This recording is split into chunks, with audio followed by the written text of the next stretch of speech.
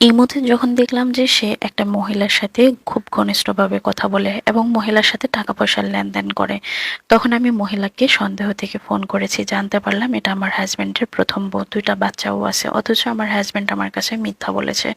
সে বলেছে তার খালাতো বোন হাজবেন্ড মারা গিয়েছে, দুইটা বাচ্চা আছে, খুব অসহায়, সেই জন্য সে টাকা পয়সা দিয়ে সাহায্য করে। আমার সন্দেহটা আরো বেড়ে গেল।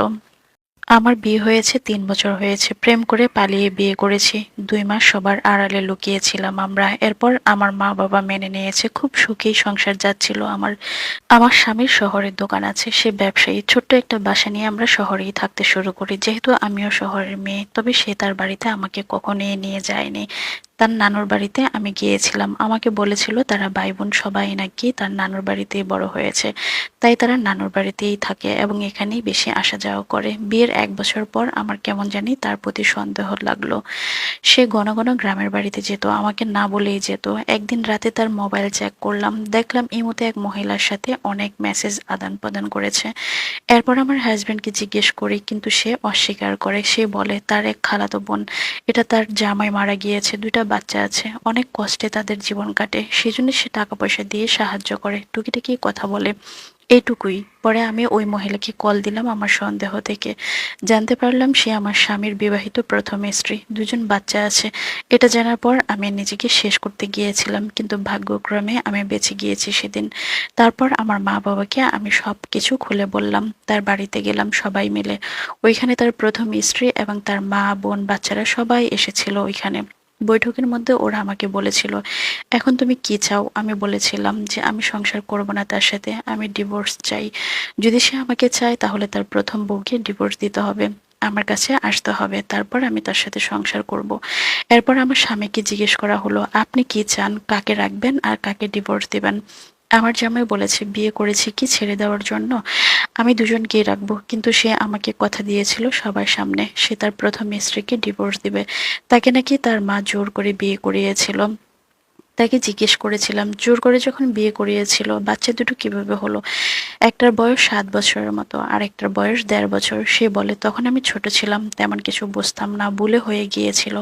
আমার ভাবতেই অবাক লাগে, ভুলে আবার বাচ্চাও হয়, তাও আবার দুইটা বাচ্চা। তাকে জিজ্ঞেস করেছিলাম, তোমার বউ বাচ্চা থাকার পরেও কেন আমাকে বিয়ে করলা? এই প্রশ্নের উত্তর আজও আমি পাইনি। যাই হোক, এরপর আমার শাশুড়ি, আমার বাবা মা, আমার পরিবারের মানুষ আমাকে অনেক বুঝিয়েছিল, পালিয়ে যেহেতু তোমরা বিয়েই করেছো, এখন ছাড়াছাড়ি হয়ে গেলে মান সম্মানের একটা ব্যাপার আছে। এসব কিছু বিবেচনা করে সবাই আমাদেরকে মিলমিশ করিয়ে দিল। আবার আমি সুন্দরভাবে সংসার করতে থাকি, কিন্তু সন্দেহটা রয়েই গেল। সে সবসময় রাতে ঘুমালে মোবাইল চেক করতাম আমি, মেসেঞ্জারে বিভিন্ন মেয়েদের সাথে মেসেজ দেখতাম, অথচ দুই বউ এবং দুইটা বাচ্চাও আছে তার। তারপরেও মেয়েদের সাথে কথা বলতো, এখনো বলে, হয়তো আরো বলবে। আগের মতো তার মোবাইল চেক করি না এখন আর আমি, কেন যেন ভালোও লাগে না। অনেক কিছু দেখেও না দেখার বান করে আমি মানিয়ে নেই। কিছু মানিয়ে নিলেও খারাপ লাগার পরিমাণটা অনেক বেশি, অনেক ভয়ঙ্করভাবে আমার মাঝে মাঝে খারাপ লাগে। আমি এখন ৩ মাসের গর্ভবতী। আমার স্বামীর আগের মতো আমার প্রতি এখন আর কেয়ারিং ভালোবাসা নেই।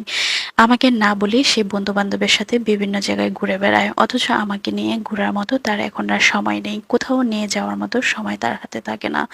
আমাকে না বলে তার প্রথম স্ত্রীর কাছে চলে যায়, অথচ তার জন্য আমি না খেয়ে বসে থাকি। এই মায়া থেকে কিছুতেই বের হতে পারতেছি না। তাকে আমি অনেক ভালোবাসি, তার বুকে মাথা না রাখলে আমার রাতে ঘুম হয় না। সে এমন ভাবে মিশে গেছে আমার সাথে, আমি চাইলেও তাকে বলতে পারবো না।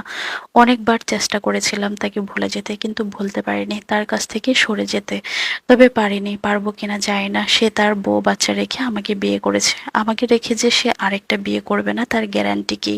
দোয়া করবেন আমার জন্য। জানি না সামনের দিন আমার কেমন কাটবে। আমি কি ধৈর্য ধরে ভালোবাসার মানুষের সাথে সংসার করেই যাব, নাকি কোনো সিদ্ধান্ত নেব তাও আমি বুঝতে পারি না।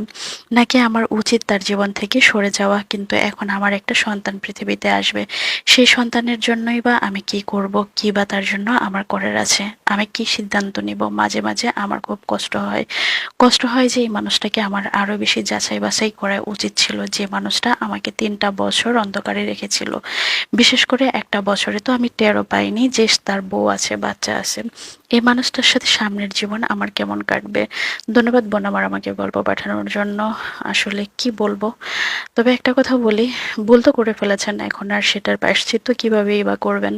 আপনার হাজবেন্ডের যদি ক্ষমতা থাকে 2টা বউ বাচ্চা পালার, তাহলে আমি বলবো যে সংসারটা করে যান। মানুষ মাত্রই ভুল, ভুল যেহেতু করে ফেলছেন সেটা আপনি এখন সংশোধন করতে চাইলেও সংশোধন করা সম্ভব না, যেহেতু আপনারও কিন্তু একটা বাচ্চা আসতেছে।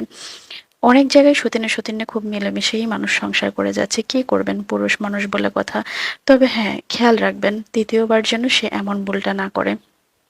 আপনার অনাগত সন্তানের জন্য মন থেকে দোয়া রইলো, আপনার জন্য দোয়া রইলো। আপনার জীবনের বাকি সময়টা যেন কোনো কালো অধ্যায় না আসে। স্বামীর সাথে সুখে সংসারে হাসি খুশি আনন্দে কাটুন, আনন্দে বাঁচুন। মিলেমিশে থাকার চেষ্টা করবেন, কারণ মিলমিশটা নষ্ট হয়ে গেলে সম্পর্কটাও নষ্ট হয়ে যায়। মিলেমিশে থাকার চেষ্টা করবেন। সংসার জীবনটাই হলো স্যাক্রিফাইস। যেহেতু আপনার হাজবেন্ডের প্রথম স্ত্রী আছে, বাচ্চা আছে, সেহেতু তার কেয়ারিং এবং তার সময়, টাকা পয়সা সবকিছু সেখানেই একটু বেশি খরচ হবে। সবকিছু মেনে নেওয়ার চেষ্টা করবেন, মানিয়ে নেওয়ার চেষ্টা করবেন, তাহলেই জীবন সুন্দর হবে। তবে বিয়ের মতো সিদ্ধান্ত নেওয়ার আগে হাজারবার চিন্তা করতে হয়। যাকে তাকেই বিয়ে করা যায় না বোন আমার। যেহেতু করে ফেলেছেন, এখন আর কি করার। ভাইয়াকে নিয়ে ভালো থাকুন, সুখে থাকুন।